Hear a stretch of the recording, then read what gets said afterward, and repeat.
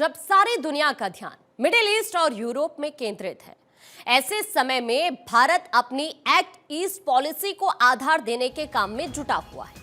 भारत दक्षिण पूर्वी एशिया और कोरियाई प्रायद्वीप के साथ अपने संबंधों को आगे बढ़ा रहा है।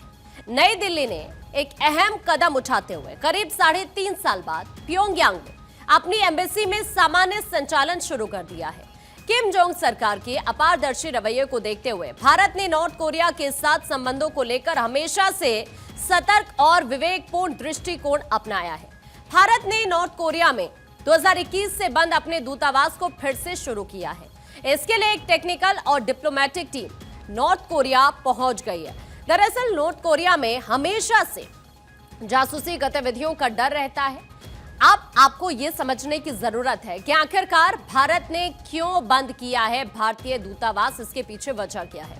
2021 में भारत ने नॉर्थ कोरिया से दूतावास बंद कर दिया था। भारत ने राजदूत समेत पूरे स्टाफ को वापस बुला लिया। इसकी वजह भारत ने कोरोना महामारी को बताया है और इसी वजह से भारत ने यह कदम उठाया था।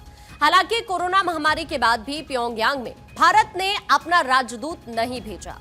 अब अचानक इस महीने की शुरुआत में भारत ने उत्तर कोरिया में अपने दूतावास का कामकाज फिर से शुरू करने का फैसला कर लिया है। फिलहाल एक तकनीकी और राजनयिक कर्मचारियों की एक टीम को उत्तर कोरिया भेजा गया है। अब सवाल है कि नॉर्थ कोरिया जरूरी आखिरकार क्यों है, ये हम आपको कुछ ग्राफिक्स के जरिए बताते हैं। 4 साल में काफी मजबूत देश बना। उत्तर कोरिया का सामरिक महत्व भी बढ़ गया है।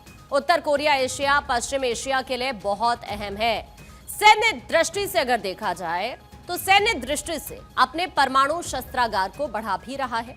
हाइपरसोनिक मिसाइलों पर तेजी से काम कर रहा है। सामरिक हथियारों की तकनीक पर भी तेजी से काम हो रहा है। भारत के लिए प्योंगयांग में मौजूद रहना बहुत जरूरी है। इससे उत्तर कोरिया के साथ संबंध मजबूत होंगे। इससे ये तकनीक दुश्मनों तक नहीं पहुंच सकेगी और इसीलिए उत्तर कोरिया बेहद ही ज्यादा जरूरी है। भारत सरकार का फोकस एक्ट ईस्ट नीति पर है और इस नीति के तहत भारत की सरकार चुपचाप दक्षिण पूर्वी एशियाई देशों के साथ अपने संबंधों को मजबूत करने की दिशा में काम कर रही है। इस नीति के साथ ही कोरियाई प्रायद्वीप में भी भारत की नजर है। दक्षिण कोरिया के साथ भारत के संबंध अच्छे रहे हैं, लेकिन उत्तर कोरिया के साथ भारत के संबंध थोड़े ढके छिपे ही रहे हैं। लेकिन अब ऐसा लगता है कि भारत ने कूटनीतिक पहल की है और भारत ने प्योंगयांग के साथ अपने रिश्तों को मजबूती देने की कोशिश शुरू कर दी है। उत्तर कोरिया के रूस और चीन बड़े साझेदार हैं।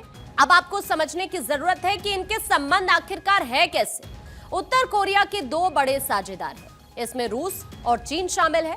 चीन अमेरिका दक्षिण कोरिया के खिलाफ उपयोग करता है। चीन कूटनीतिक सैन्य दबाव के साधन के रूप में उपयोग करता है।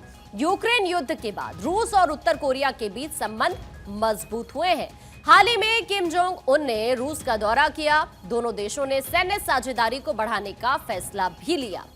भारत की इस नई कूटनीतिक पहल के पीछे क्वाड भी एक अहम वजह है, क्योंकि हिंद प्रशांत महासागर में चीन की बढ़ती चुनौती से निपटने के लिए अमेरिका, भारत, जापान और ऑस्ट्रेलिया ने मिलकर एक संगठन क्वाड का गठन किया है। दावा यह किया जा रहा है कि क्वाड के जवाब में रूस, चीन, ईरान और उत्तर कोरिया भी गठजोड़ को मजबूत कर रहे हैं।